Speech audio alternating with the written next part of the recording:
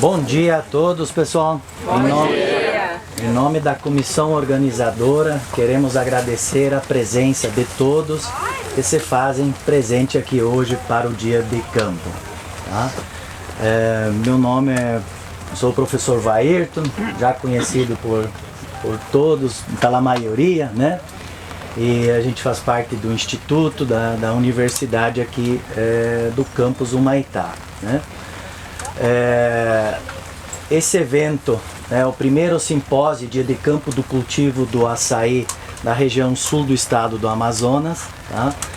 Ele acontece graças aos nossos patrocinadores, apoiadores, graças às pessoas que se dedicaram na organização para esse evento.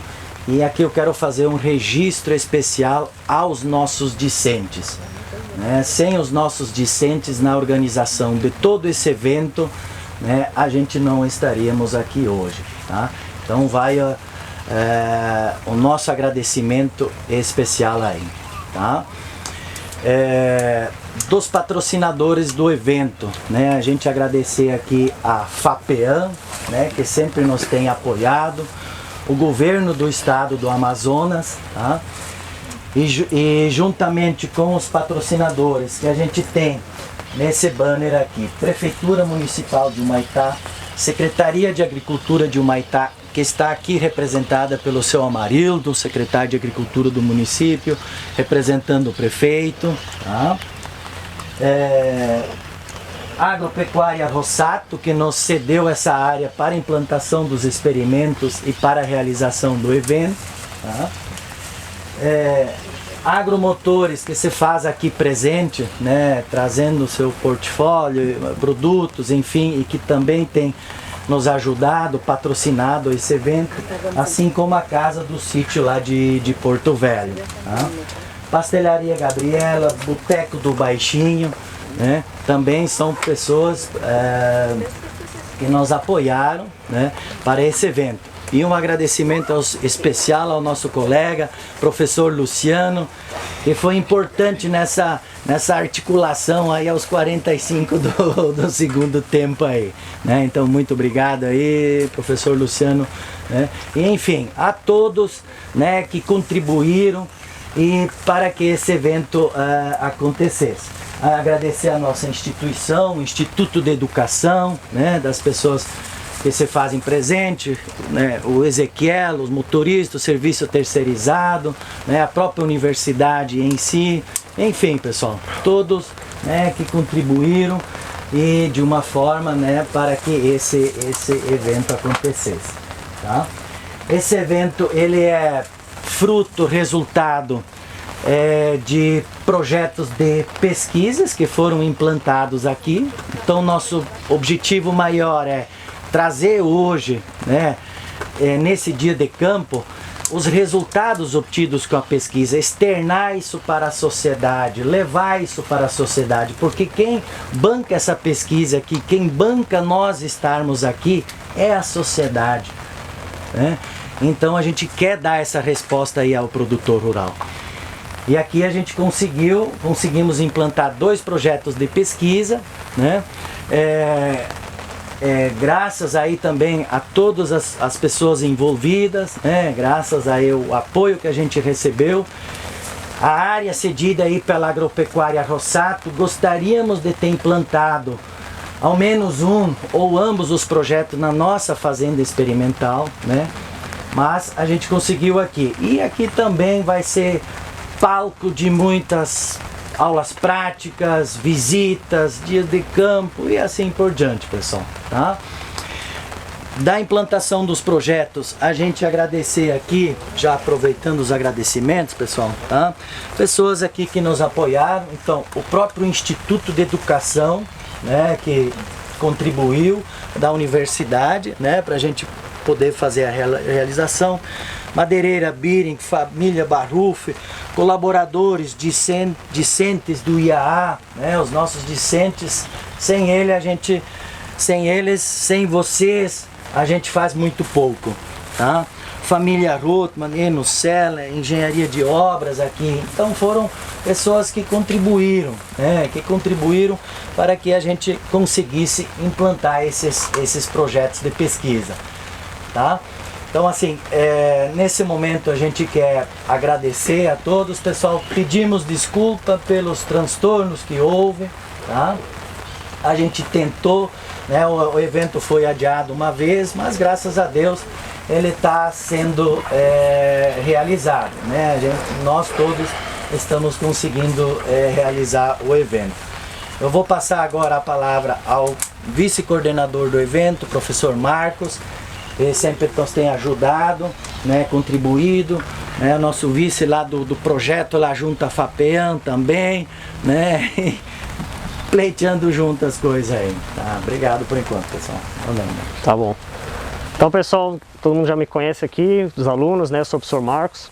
Como o professor Vairton já mencionou, né, eu faço parte desse projeto como vice-coordenador, a convite do professor Vairton, então é uma grande honra de estar aqui ajudando hoje o professor Vairton nesse projeto.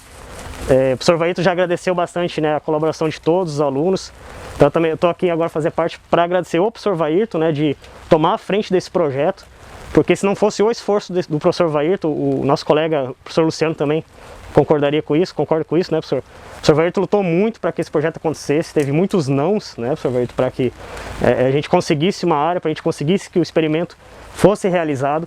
E isso foi pensado na sociedade também para os alunos, né? Nossos alunos da agronomia sempre falando de falta de prática, de falta de um experimento que a gente possa fazer pesquisa a campo, que a gente possa ter esse contato, né, com a pesquisa, e agora a gente conseguiu, graças ao esforço do professor Vairton, que encabeçou esse projeto. E aí, claro, com a colaboração de todo mundo, mas se não fosse a iniciativa do nosso colega, professor Vairton, a gente não teria esse evento, a gente não teria a pesquisa. Então a gente agradece também, professor Vairton, o seu esforço, né, de encabeçar esse projeto, e que venha mais aí, né, que esse seja só o primeiro, a gente consiga ver aí a evolução de todo esse experimento.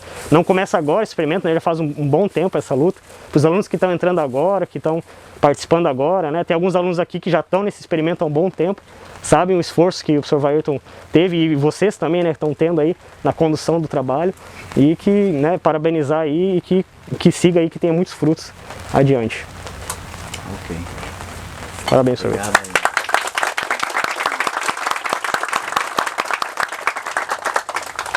A gente vai dar sequência agora, pessoal. Eu vou falar um pouco do experimento, aqui é onde a gente se encontra, tá?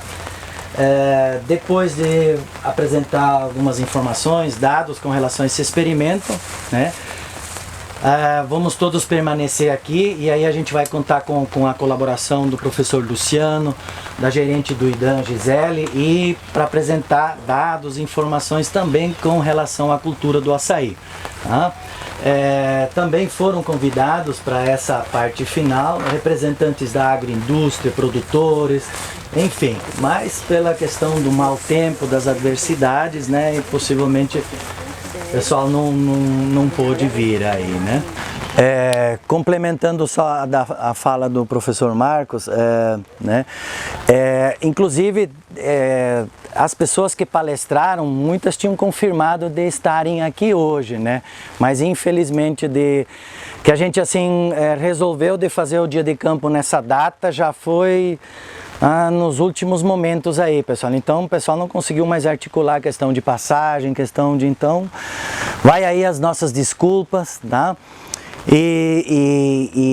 Né, e como o Marcos já colocou, vai estar disponibilizado umas palestras excelentes, pessoal, na pesquisa, na extensão.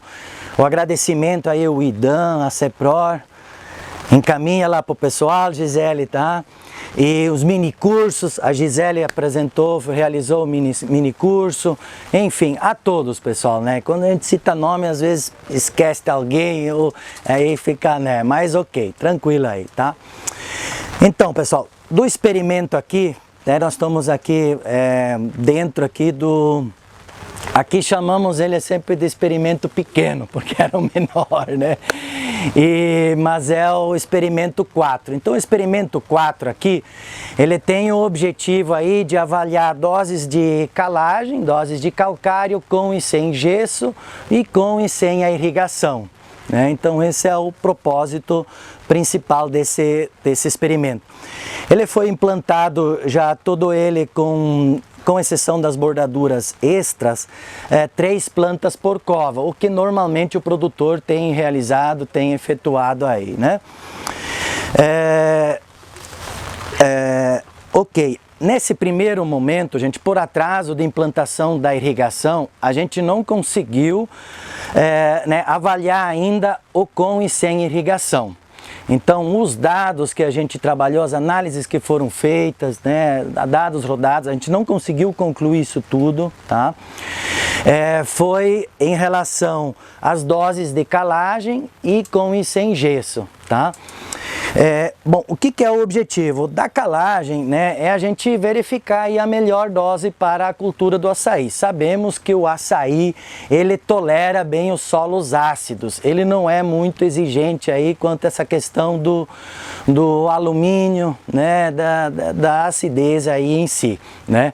Mas a gente tinha e continuou com esse propósito para avaliar, porque isso também vai servir, né, dessas avaliações de solo para outros trabalhos, outras finalidades aí. E o gesso, ele veio com o intuito aí de, primeiro, o que o gesso faz no solo?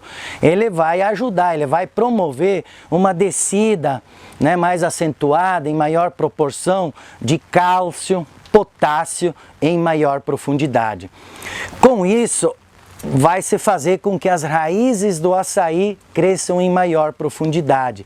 Fazendo as raízes crescer em maior profundidade, elas vão sentir menos no período seco, período que está faltando água, que não chove. Então a ideia é observar se a gente consegue verificar a diferença nesse sentido. E agora, recentemente, daí já final de julho, início de agosto, conseguimos implantar o sistema de irrigação. Então é avaliar isso com e sem irrigação, com o gesso, sem o gesso, tá? E conseguir avaliar isso, pessoal, tá? Bom, com o resultado antes da irrigação, né? Altura de planta e diâmetro de estipe, né? Então assim, a gente não observou diferença ainda, não houve diferença aí entre os tratamentos, né, do estudo aí, tá? Mas a gente observa uma tendência, né, com a presença do gesso, estipes de diâmetro maior e altura de planta superior. No entanto, não deu diferença. O Marcos vai questionar, vai dizer, pô, Ayrton, não deu diferença estatística, então não é diferente. Né? Mas ok, gente, a gente fala das tendências também, né? Enxergar né?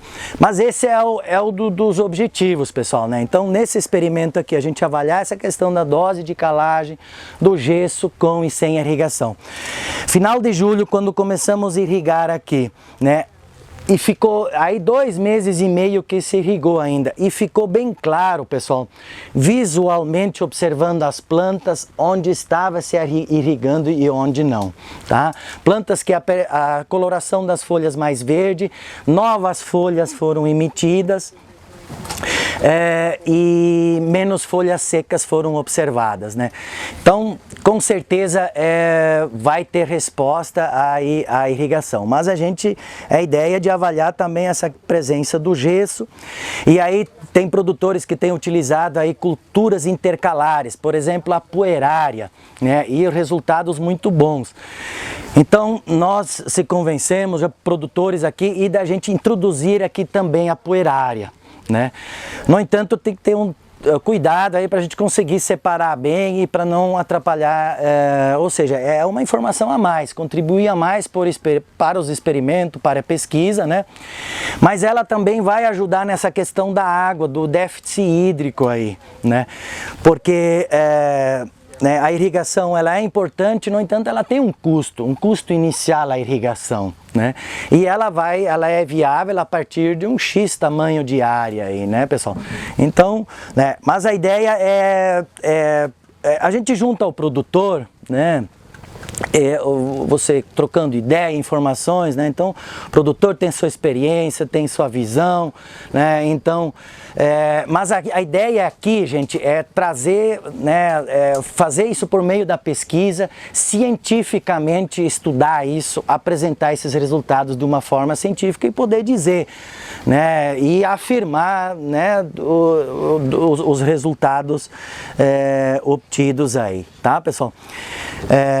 Bom, aí os colegas que me antecederam, os nossos agradecimentos também ao Alan, o Wilson e o Willard, né, que já proferiram palestras aí, né, então já fizeram aí bastante apresentações, né, então com relação ao herbicida, né, a gente complementar aqui um pouquinho com relação ao controle de invasoras, mas alguma coisa já foi falada aí, foi, né, Alan? Foi ou não?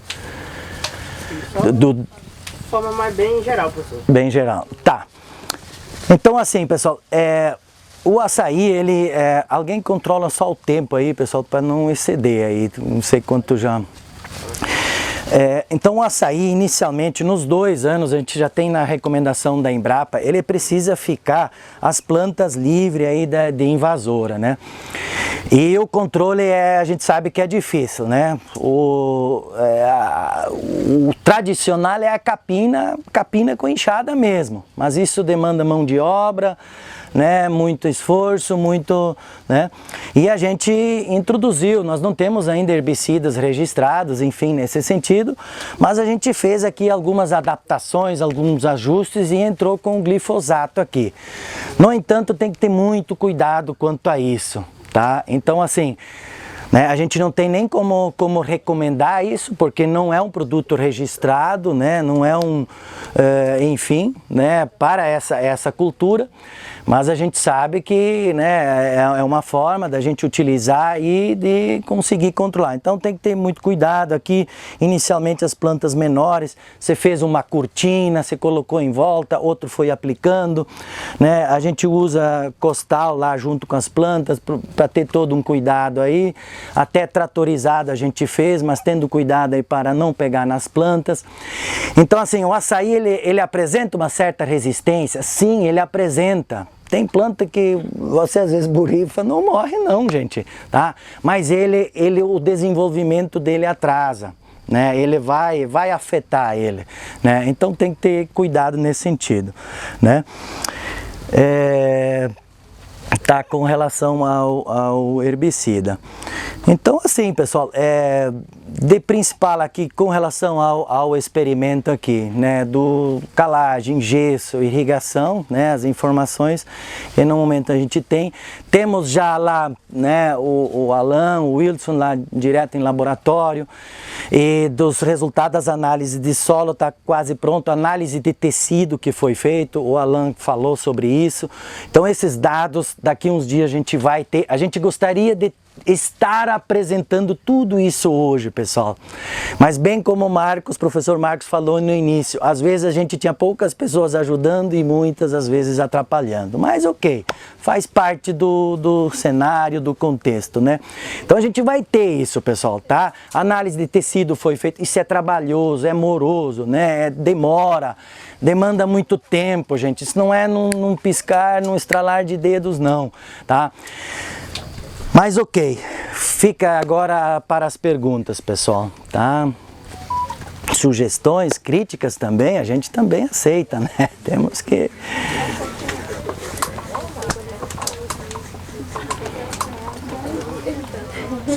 Essa questão dos resultados da questão da calagem, ela é a primeira coisa que a gente faz, o senhor está fazendo na questão do projeto, né? Então esse resultado vai ser definido agora, quando o senhor falou que é o próximo resultado, os próximos agora, os primeiros, que eles estão em laboratório, é isso? Isso, nós precisamos lá concluir as análises do solo e do tecido das plantas, para a gente ter essa primeira informação aí, né? Onde que a gente observou o melhor resultado da dose. Então a gente gostaria hoje de dizer aqui, olha, melhor dose que a gente observou foi essa. Mas aí lembrando uma coisa importante que a gente falou no início lá, né? Se a gente for, a Embrapa, o que a Embrapa recomenda hoje? O produtor nunca adubou, nunca calcareou uma área lá, vai introduzir o açaí, né? Não tem o resultado da análise de solo, a princípio aplicaria 2 toneladas por hectare, né? Então eles trabalham. O ideal, claro, é uma análise de solo, a gente conhecer, fazer a amostragem, tudo, né? E, né, para ter essa informação aí. Mas assim, a ideia é essa, chegar assim, olha, qual que dentro, e aí ver num contexto como todo, a disponibilidade dos outros nutrientes, né, tudo como é que isso se comportou, né, e aí a gente não teve condições, não teve. O José Augusto. Professor Vair, bom dia pessoal. Sou professor lá no IFAM Campos Lábrea, mas sou morador da cidade de Humaitá. Então a gente tem também turma do ensino técnico lá e isso é uma coisa que sempre os alunos perguntam, né? Querem resultados, querem ver. Esse trabalho com calagem de gesso, vocês fizeram em toda a área ou só na cova? Não, bem lembrado, José Augusto, tá? Bem lembrado aí, eu não entrei no detalhe aí da metodologia. Não, ele não foi na cova, pessoal, tá? O que foi feito aqui? Essa área desse experimento aqui não aplicamos nada de calagem. No restante dos experimentos lá foi aplicado uma dose de calagem. Aqui a gente não aplicou. Na cova foi só a adubação química, esterco, né? E já a calagem, verificando as doses e gesso, foi nas faixas, nos tratamentos, na área, no 0 a 20 centímetros foi incorporado. Então não foi na cova, tá? Porque realmente é para a gente conseguir ver, né? A raiz desenvolve longe, onde é que vai descer. Bem lembrado, eu não detalhei isso aí, tá? Mas na cova a gente não colocou. Gisele? Bom dia. Professor, e referente ao histórico da área, antes de ser implantado o açaí, o que tinha aqui? Porque isso a gente sabe que, eu não sei se foi visto também a questão da avaliação do teor de matéria orgânica, né? Isso pode influenciar, né? Aí só para entender melhor. Isso. Bom, nessa área anterior aqui, ela era pastagem, né, igual ao lado aqui, pessoal, que nós temos do lado aqui, né? Mais anos atrás, o Ney aqui, né, ele já cultivou arroz nessa área. Tá? E quando a gente fez essa análise de solos aí da primeira, antes de implantar, né, você vê lá em algum momento teores de cálcio aí um pouquinho maior, não só traços como normalmente a gente encontra, enfim, né? Então foi uma área anteriormente cultivada já, mas há muito tempo, né, com arroz. E aí a pastagem, ela, né, é uma área que necessitava de recuperação. Né? Então, assim como o produtor, o Ney hoje está preparando as outras ali para procurar corrigir, enfim, né? E se trata de áreas de campo, né? Que a gente sempre tem um diferencial com relação à floresta, tá? Eu não me recordo agora o teor de matéria orgânica que foi, né? Não me lembro, não de cabeça agora eu não me recordo, né? Mas...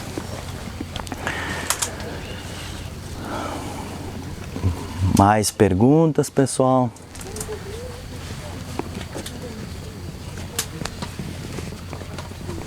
Dúvidas? Professor? Tá, pode perguntar, Adriana. Bom dia. Professor, como é que você está fazendo o controle de herbicida? Os períodos, tudinho, relacionado também à questão de chuva, né, que é bem constante aqui na região. E no início tinha muita incidência aqui, porque lá, como eu comentei com o senhor, a gente está trabalhando em Taquatiara, a gente está sofrendo muito com tiririca. Muito sério mesmo, ainda mais que o histórico da área, eles entraram com mecanização, devolveram mais o solo, enfim, acabou que explodiu. Então, como é que vocês estão fazendo esse tratamento aqui? Tá? É muito incidente, deu pra ver que tá bem controlado, né? Vocês fazem o coroamento. Mas assim, a infestação é alta, né? Desde o início, foi implantado, foi preparado o solo, tudo. Quando nós fomos já para preparar as covas lá, ou seja, já as covas prontas, preparando as covas e tudo, depois não conseguimos mais passar grade para revolver o solo, enfim. Aí teve que entrar com herbicida já, né? Porque a infestação é diferente de uma área nova que você recém vai abrir, né? E agora com o cultivo hoje, então assim, vai depender muito do período da chuva, né? Então quando entra no período seco ou no final, né? Então demora um pouquinho mais para a invasora restabelecer. Mas nesse momento aqui, olha, foi nesse esse mês passado aí, não, setembro foi a pulverização, né, Ezequiel? E daqui a pouco tem que fazer de novo, né? A roçagem foi esse mês de outubro, para que passou agora, né? Mas tem locais que daqui a pouco a gente vai ter que entrar novamente, né? Então, esse intervalo pode ser de um controle entre outro 2 meses até 3 meses, pode ser mais curto. Então vai variar isso aí, né? Tá ok. Encerrando essa parte aqui, pessoal, vamos para o próximo momento, a próxima, vamos dizer, estação, mas vamos todos ficar aqui, né? E para a próxima apresentação, tá? Eu convido aqui o professor Luciano para coordenar os trabalhos aqui, né? E a gente vai participar também aqui, tá? Eu sou o professor Luciano, médico veterinário, professor do Instituto neste momento, né?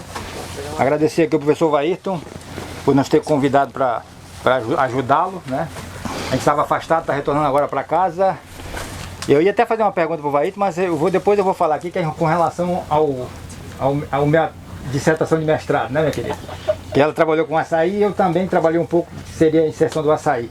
Mas a ideia, na princípio, é a gente falar um pouco sobre crédito rural aos produtores, se existe ou se não existe, né? Nós sabemos que existe, mas nossa ex-aluna, né, Gisele, não, atual. Não, hoje é colega de turma, já foi minha aluna e hoje é colega de turma de mestrado. Como ela é gerente do IDAM, ela tem um know-how maior sobre isso, né? Então eu gostaria que você explanasse para a turma se existe essa linha de crédito, quais seriam os critérios para que o produtor conseguisse fazer isso. O ideal seria que nós tivéssemos os produtores aqui, né? Então a gente está vendo aqui, nós temos aqui hoje, se eu não me engano, cadê um ou dois produtores que vieram de Lara, né? Então, os nossos aqui, infelizmente... Seu Lucídio tá aqui, o Márcio. Né? Então, mais perto do que a gente queria, era mais, né? Tiago é produtor? Tá produzindo o que, Tiago? Gisele, por favor. Vou pedir permissão que eu me tirar a máscara também, essa porque... máscara Bom, pessoal, bom dia, né? Como o professor Vairton e o professor Luciano falaram, meu nome é Gisele. Eu me sinto em casa, né? Já vim da instituição, né? Estudei, foram meus professores lá atrás. Em nome deles eu queria cumprimentar os outros professores que estão aqui presentes, cumprimentar os discentes, né? E os nossos produtores rurais também, como o professor Luciano falou, infelizmente não tem grande quantidade, mas os que estão aqui com certeza estão representando. Hoje eu estou fazendo mestrado aqui na UFAM também, e eu trabalho com açaí, como o professor Luciano falou, mas o meu trabalho ele é voltado para o Euter precatória, que é o nativo daqui do Amazonas. E a gente está nessa luta aí, porque é muito difícil informações sobre açaí, infelizmente, principalmente sobre o nosso aqui do Amazonas, né? Então a gente está nessa luta tentando buscar informações, enfim. Mas eu vou falar um pouquinho aqui sobre a questão do crédito rural, né? Que é o que a gente trabalha lá no IDAM. Como o professor Luciano perguntou, existe linha para o crédito rural? Existe. Tem dinheiro? Tem. Mas tem um problema que atrapalha muito. Então, assim, o IDAM hoje, ele trabalha com 4 bancos, né? Como é que é o processo? Ontem eu ministrei um minicurso, né, que eu explanei bem sobre essa situação. Acho que quem assistiu já está um pouco inteirado aí do assunto. Vou fazer um pequeno resumo para não se estender muito, que já está avançado da hora. Mas, assim, a gente faz os projetos, né, para 4 bancos, né? E a gente trabalha principalmente com a FEAM, que é a Agência de Fomento do Estado, Banco da Amazônia, Banco do Brasil e a Caixa Econômica. A Caixa Econômica voltou agora meio com uma roupagem nova e tal, né? Tá tentando se inserir novamente aí nessa parte do crédito rural, né? E a gente espera que realmente dê certo e a gente fica feliz porque, querendo ou não, é mais um banco que está aí investindo. Antigamente, quando a gente pensava em Caixa Econômica, tá aqui o professor Luciano também tem experiência, o professor Vairton também trabalhou no IDAM, né? Os 3 aqui. A gente pensava em burocracia, né? Caixa Econômica e tal, mas enfim, acabou que hoje essa burocracia está em todos os bancos, principalmente pela questão da licença ambiental, né? Até 2019, a gente conseguia fazer o crédito normalmente para a agricultura familiar, sem licenciamento, sem nada, até sem CAR, né? O CAR ele já vem sendo prorrogada a obrigatoriedade dele por um tempo, mas hoje é obrigatório, né? Então até 2019 a gente conseguia fazer projetos de financiamento para todas as culturas, né? Inclusive para sair de uma maneira bem dinâmica, porque não exigia esse tipo de documentação. Mas hoje eu posso só para vocês mencionar o problema que nós temos hoje com o crédito rural, não porque não tem ali nem dinheiro, tem, só que os produtores precisam se regularizar, né? Por exemplo, em 2019, só um exemplo, se a gente aplicava 2 milhões, hoje a gente não aplica 300 mil, porque realmente as pessoas não têm a documentação, né, que é pedida. Aí, mas por que tem que ter para agricultura familiar? O cara só produz ali aquele para subsistência, para vender o excedente, eu acho injusto e tal. Então, mas infelizmente a legislação, né, a partir de 2019 exigiu essa documentação, que a gente chama na verdade para agricultura familiar até 10 hectares, e para pecuária a gente tem aí uma quantidade de animais que é até 10 animais ou 10 UA que a gente fala, para poder aplicar o crédito. Vou falar da agricultura primeiro.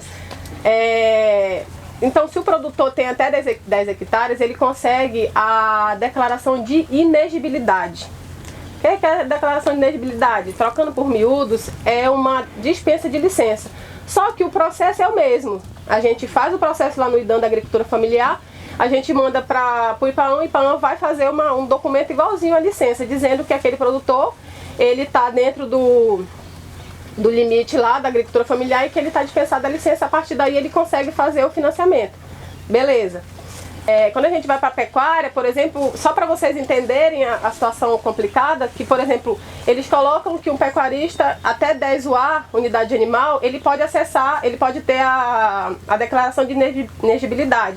Porém, ele não consegue fazer o financiamento se ele tiver essa declaração. Por quê? Porque 10 animais, 10 unidades de animal não dá capacidade de pagamento para ele fazer um financiamento. Está aqui o professor Luciano, que é mais dessa área. Então, existem umas situações assim que a gente tenta entender, sabe? Então, assim, para pecuária o cara já não pode. Agricultor familiar não consegue fazer financiamento. Se ele tiver essa quantidade de animais, ele tem que ter a mais do que isso para ele poder fazer a evolução do rebanho dele e ter a capacidade de pagamento. Quando a gente volta aqui para a agricultura familiar, é isso, a gente, até os 10 hectares a gente consegue fazer. Como é que funciona, Gisele, para acessar o crédito lá no IDAM? Existe o primeiro contato do produtor com a gente, né? E a gente vai na área, faz uma visita, faz uma vistoria. E lá nessa visita a gente vai ter aquela visão geral do agricultor familiar, porque a gente sabe que a agricultura familiar, ela não trabalha só com uma cultura, ela tenta trabalhar com várias culturas, até para ela ter uma renda ali extra, né? Gente, eu tô falando rápido, que é porque eu sei que o tempo tá, mas se estiver rápido, vocês falam. Não, mas fique tranquila aí, Gisele. E aí a gente vai na propriedade do agricultor, faz a vistoria, e lá a gente vai detectar a questão da DAP, que ele precisa fazer, que é um documento primordial para a agricultura familiar, né? Primeiro, que para ele obter a dispensa da licença, ele precisa obrigatoriamente ter a DAP, porque a DAP comprova que ele é agricultor familiar. Para quem não sabe o que é DAP, é a Declaração de Aptidão à PRONAF, é um documento que a gente diz que é o diploma da faculdade do agricultor. Aonde ele chegar com esse documento, ele vai ser reconhecido como produtor rural, e esse documento abre um leque, né, para ele, que ele consegue participar de várias políticas públicas do governo, dos programas de regionalização da merenda escolar, entre outros programas. Pegar uma semente lá no IDAM, por exemplo, então ele vai precisar desse documento, certo? Fui lá na propriedade dele, verifiquei que ele se enquadra, vamos fazer a DAP dele, vamos fazer a carteirinha de produtor rural dele, que ele vai precisar para emitir nota do produto dele, e também para conseguir outras políticas públicas. Por exemplo, com a carteirinha ele consegue desconto com a emissão de nota fiscal, ele consegue energia rural também, que é muito importante, porque, por exemplo, o cara vai implantar um sistema de irrigação, né? Ele vai gastar energia. Então, se ele for produtor rural, ele consegue com a carteirinha obter um desconto, né, para a propriedade dele. Agora, tu imagina um cara ter que pagar aí absurdo de energia com uma irrigação. Então, nessa parte, ele já tem esse incentivo, né, do governo do estado para a questão da energia rural a partir da carteirinha dele, tá? E aí tá. A gente detectou, emitiu toda a documentação dele, fez um laudo de vistoria, aí nós vamos pro checklist dele. Aí que trava. Porque o produtor tem documentos pessoais, comprovante de endereço e tal, mas quando chega no CAR, ele já começa a barrar. A maioria não tem CAR. CA é o Cadastro Ambiental Rural, que se tornou obrigatório, né? O governo foi adiando o prazo, até que chegou um momento que não teve mais como fazer isso. Então hoje é obrigatório, a gente não consegue mais fazer nada sem o Cadastro Ambiental Rural. Aí a princípio era só o CA que eles estavam exigindo. Aí depois de 2019 passou a se exigir o CA e a licença ou a dispensa de licença. Então assim, gente, resumindo a história, existem muitas linhas, sim, tanto do Banco da Amazônia, da FEAM, do Banco do Brasil, para o açaí. Inclusive, a gente vê o açaí como uma modalidade de financiamento de investimento. Se fosse outra cultura, seria custeio, mas o açaí, como é uma cultura perene, e ela vai dar resultado um pouco mais lá para frente, ela vai demorar, para você fazer o investimento no açaí, você tem aí uma carência para começar a pagar de até 5 anos, e a vigência do projeto vai até 12 anos.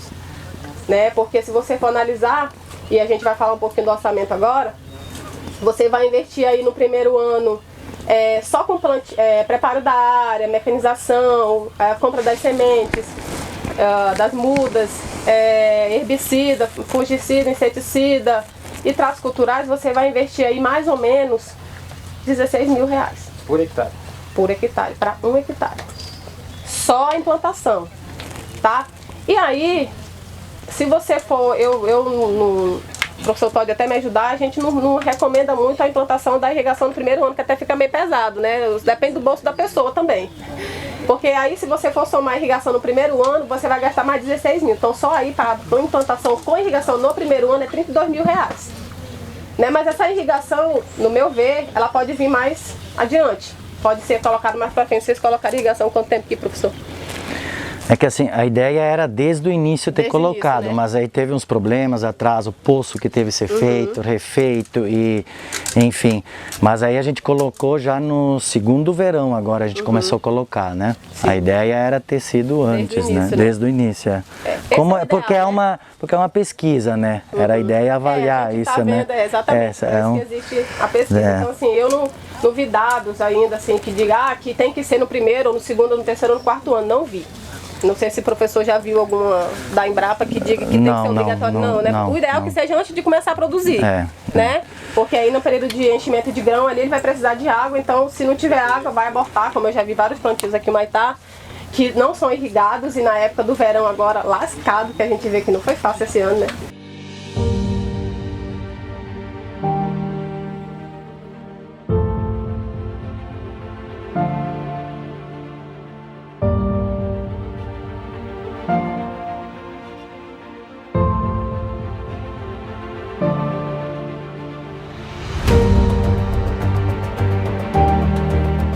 Que é falar um pouco do sistema, né, como foi feito, procedeu, enfim, tá?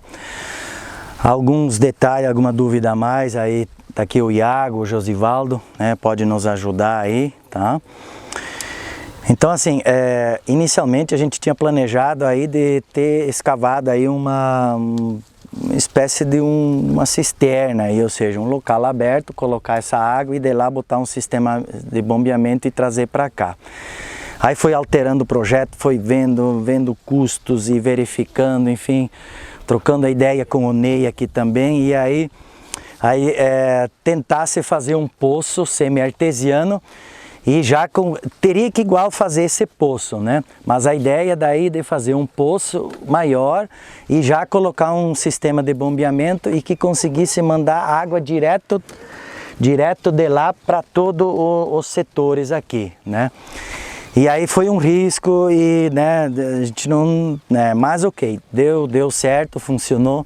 Então o poço ele foi construído lá perto da casa lá do funcionário ali, né? E vem a tubulação que vem para cá até aqui, né? Esse sistema aqui ele é automatizado, então a gente consegue controlar que são 9 setores, marcar, regular por tempo, o tempo que cada setor vai ficar ligado, tá? Então a água vem até ali, nós vamos olhar aqui embaixo daqui a pouco a caixinha lá do setor que comanda isso tudo, né? E aí passa por aqui 2 sistemas de filtro, né? Então vai filtrar aqui essa água primeiro para não ter problema lá no microaspersor, não entupir, desgastar, enfim, né? Então para reter aqui, tá?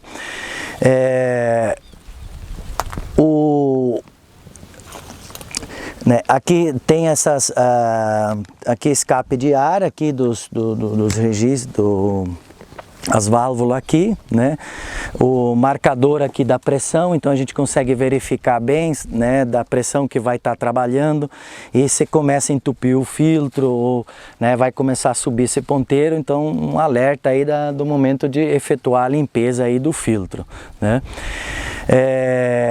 Vamos ver daqui a pouco, tem aqui já uma válvula automática, né, que ela abre e fecha sozinho, né, de acordo com o controle, a programação que for feita lá na caixinha.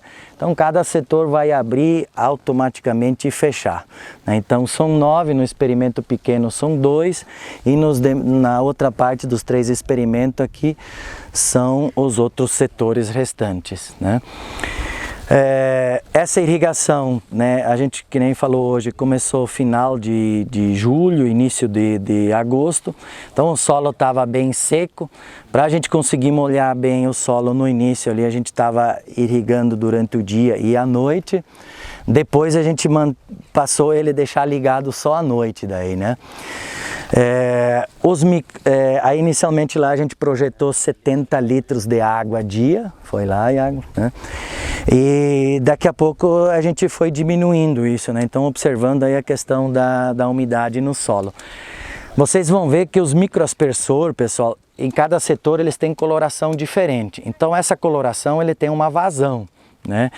E de acordo com essa vazão, aí a gente calcula o tempo que vai ficar ligado, o cronômetro lá vai marcar lá, né, o quadro, e o setor fica ligado lá para a gente ter essa quantidade de água que a gente pretende aplicar. Então assim, isso funciona muito bem, pessoal. No início a gente sempre economizando, vamos fazer válvula manual aqui. Aí o Iago, pô, vocês vão ter um trabalho, não sei, vou ligar de noite, quem vai lá abrir válvula, fechar válvula de noite, e quem que vai ficar lá, é mais trabalho pro Willard, né? E não, então vamos lá, vamos gastar, mas olha, hoje não me arrependo, gente. Isso já se pagou, esse automático aí, né? Então abre, fecha sozinho, né? Agradecer o Willard de estar lá dormindo, e tá lá dormindo, a água tá recebendo a planta está recebendo água aí, né? Então fantástico, excelente, pessoal, tá? Só tem que ter todos os protocolos aí de instalação, cuidado, seguir todas as técnicas. Então existe toda uma técnica, né? Vocês amanhã depois vão ser agrônomos, então quem já fez ou vai fazer a disciplina, então, né, a gente sabe disso. E, né, então por setores, então isso facilita, pessoal. Aí isso, claro, é calculado, projetado de acordo com o número de plantas, tamanho, né, da vazão de cada microaspersor, enfim, né, mas tem funcionado excelente aí, pessoal, tá? O Iago, o Josivaldo quer fazer umas contribuições aqui no momento. Só para contribuir um pouco aqui do manômetro aqui. Manômetro. São 2 manômetros, são 2 reloginhos. A bomba manda X de pressão e tem que sair X de pressão lá. Quando acontece esse diferencial de pressão, se tiver um excesso de pressão aqui, pouca pressão lá, é a hora que tem que limpar o filtro. Então ele não precisa ficar abrindo os elementos aí para poder olhar, só pelo manômetro ele consegue observar. Só esse detalhe. Fazer uma pergunta, vocês vendem tensiômetro? Vende. O Bairro, inclusive, eu acho que tem aqui, você andou procurando tensiômetro. Isso, mas a gente não conseguiu instalar ainda, tá? A gente vende, sim. Essa questão da automatização, tu tem uma ideia do quanto que encarece o projeto? Então, isso aí varia muito, né, Bairro? Varia muito mesmo. Entendeu? Mas assim, dentro de um projeto de irrigação, em torno de uns 15% a 20%. A gente pode pensar nisso daí, para automatizar, né? Uhum. Só que aí tem a questão de energia, não sei se tem relógio verde aqui. Não, ainda não, Iago. A automatização pode se pagar com o relógio verde, por causa que aquele tempo de funcionar à noite, aquele desconto, aí a automação se Será paga que não mesmo. seria a mesma coisa que nós temos com a carteira, o desconto da energia, esse relógio verde ou não? Aqui tem isso? Não, aqui é o tu tem o desconto da energia se ligando à noite, Gisele, mas aí tem que fazer uma instalação à parte do, né, é o próprio Relógio separado, né? relógio separado, é a própria Amazonas Energia tem esse, né, esse programa aí. Então, O que a Gisele está falando é o que se aliado equipara com a energia rural, que ela é mais em conta. Isso, mas é mais barato ainda que a rural. Tu tem que ligar ela, por exemplo, a bomba depois de 6 horas ou 7 horas da tarde, até no outro dia de manhã, até 6 horas, por exemplo. Você não pode entrar no horário comercial. Então, naquele horário de funcionamento, tem uma redução que pode chegar a 50% do valor da energia aí. Né? Só que tu tem que fazer toda uma instalação à parte lá, não pode ser o mesmo relógio, pode, né? Lá em Porto Velho é das 9 da noite às 6 da manhã, aí você paga 30% do valor. 30%. Então isso é excelente. Como é que regula isso?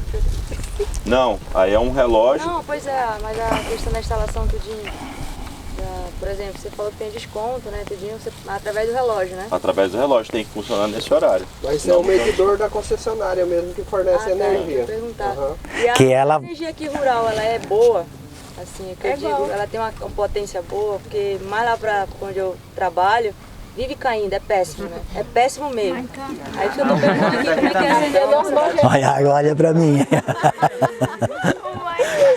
Olha, já melhorou, daí já volta um pouquinho de novo, né? E nesse... Só não pode molhar o fio. Não pode, Mas, então...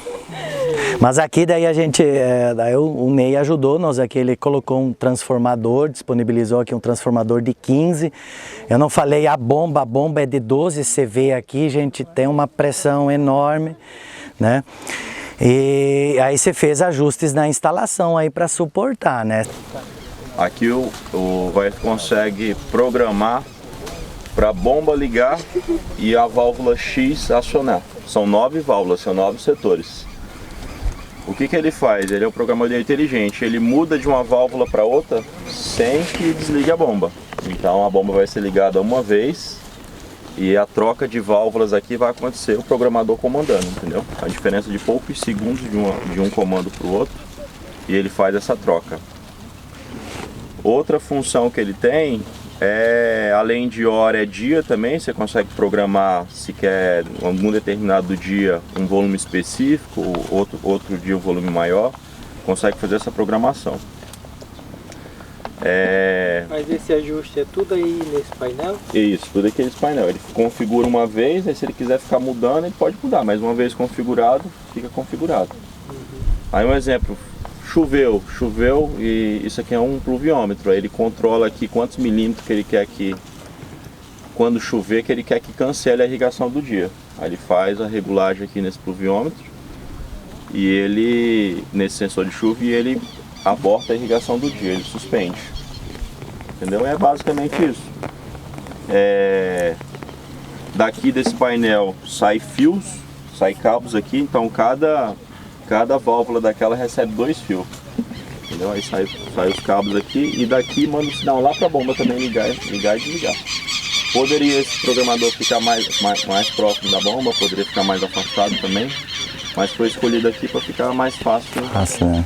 Perto dos filtros aqui. Ficar ajustando. É basicamente isso. Então, basicamente, se não tivesse chovido essa noite aqui, posteriormente nas apresentações lá, poderia ter ligado a bomba. Se não tivesse chovido, se choveu a quantidade que ele programou aqui, suspende. Suspende. Hoje está suspendido no caso, Tá né? Pela chuva que suspendido, deu essa noite. Mas pelo... Parado o sistema. Tá parado, que tem a umidade suficiente, né? Então não... Teve surpresa lá pra eles hoje, se molhar lá, né? Oi? Então pega. As formigas aí. E também dá para colocar o sensor de umidade, né? Além disso daqui, o sensor de umidade dá para encaixar nesse aparelho. Do aí solo, né? funcionaria como tensiômetro, entendeu? Aí controlaria a umidade lá no pé da saída.